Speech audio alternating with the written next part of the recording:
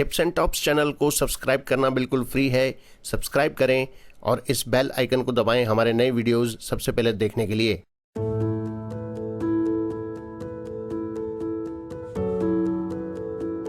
स्वामी राम सुखदास जी महाराज को शत शत नमन। आज का विषय है दैवी संपदा एवं आसुरी संपदा। महाराज जी के शब्दों में श्री गीता में कहा है, दैवी संपद विमोक्षाय निबंधाया सुरी मता।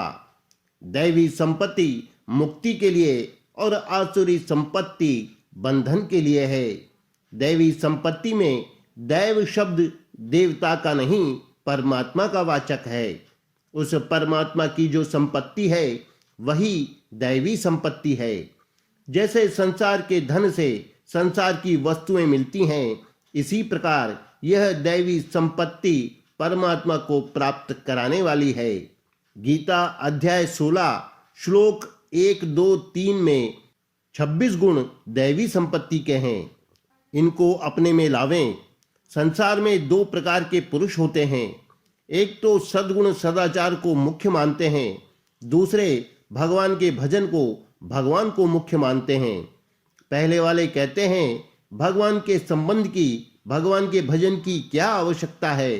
भाव और आचरण अच्छे होने चाहिए, क्योंकि भाव और आचरण ही श्रेष्ठ हैं। इनका ही संसार में आदर है। पर दूसरे जो भगवान का आश्रय लेने वाले हैं, उनमें भगवान के गुण तो स्वाभाविक ही आएंगे। जिनमें भगवान का भजन करते हुए भी अच्छे आचरण और गुण कम आते हैं, उनका वास्तव में ध्येय परमात्मा नहीं है। ध्येय सांसारिक पदार्थ एवं भोग हैं। भगवान के बिना अच्छे आचरण, सद्गुण और सद्भाव आने कठिन हैं, क्योंकि मूल परमात्मा ही नहीं है तो वे किसके आश्रित रहेंगे। अतएव हर समय भगवान को याद रखें। हर कार्य के आदि एवं अंत में तो भगवान को अवश्य याद कर लें।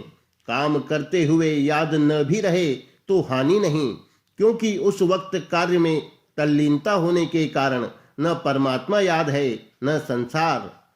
वृत्ति केवल एक कार्य में लगी है।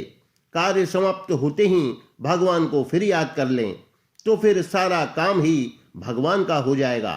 भगवान को याद रखने से, भगवान का आश्रय लेने से दैवी संपदा अपने आप आ जाती है। अपने जान भी नहीं पाते और आ जाती है। भगवान श्री राम ने वनवास में शबरी से कहा, नवदा भगति कहूँ तो ही पाही, सावधान सुनु धरु मन माही। मैं तुझे नवदा भक्ति कहता हूँ, तू सावधान होकर सुन तथा उसे धारण कर।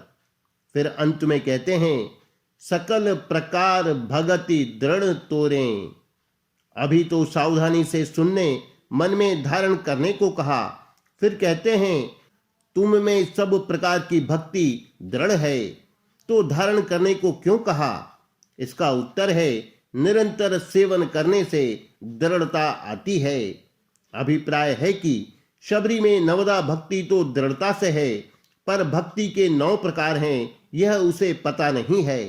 वह भजन करने वाली है, व्याख्यान देने वाली नहीं है। उसमें स्वाभाविक ही भक्ति आ गई। भगवान को याद करने से, नाम लेने से सब गुण बिना बुलाए, बिना जाने स्वाभाविक ही आ जाते हैं। अतः दैवी संपत्ति में सबसे पहली बात है भगवान को याद करना, उनके शरण होना, मस्ती से उनके दरबार में रहना, कृपा मानकर उनके आश्रित रहना, खूब उत्साह पूर्वक रहना। जो अवसर प्राप्त हो जाए उसमें भगवान की अपार कृपा समझना। काम, क्रोध और लोभ ये 3 इसमें बाधक हैं, इनका त्याग करे। यह मिले वह मिले, इस इच्छा का नाम काम है। यह और अधिक मिले, इसका नाम लोभ है। तथा इन इच्छाओं की प्राप्ति में बाधा आने पर क्रोध होता है। इन तीनों का त्याग करे। आसुरी संपत्ति का त्याग करे दैवी संपत्ति लाने के लिए। सार बात है, भगवान को याद रखें। गीता के 7वें अध्याय के 15वें श्लोक में तथा 9वें अध्याय के 11वें और 12वें श्लोकों में भगवान ने कहा कि आसुरी और राक्षसी प्रकृति को धारण करने वाले मूढ़ मेरा भजन नहीं करते, किंतु मेरा तिरस्कार करते हैं। तथा 9वें अध्याय के 13वें और 14वें श्लोकों में कहा कि दैवी प्रकृति से युक्त महात्मा जन मुझे सब भूतों का आदि और अविनाशी समझकर अनन्य प्रेम के साथ सब प्रकार से निरंतर मेरा भजन करते हैं। इस प्रकार दैवी संपत्ति और आसुरी संपत्ति इन दोनों का विभाग करने के लिए ही गीता के 16वें अध्याय का प्रकरण चला है। भगवान का आश्रय लेने से सब गुण अपने आप ही आ जाते हैं। जिमि सद्गुण सज्जन पहीं आवा। भगवान के भजन से बड़े गुण अपने आप आ जाते हैं। हर एक काम को भगवद आश्रित होकर आनंद से करें। भगवान का विधान मानकर मस्त रहें, यही भजन है।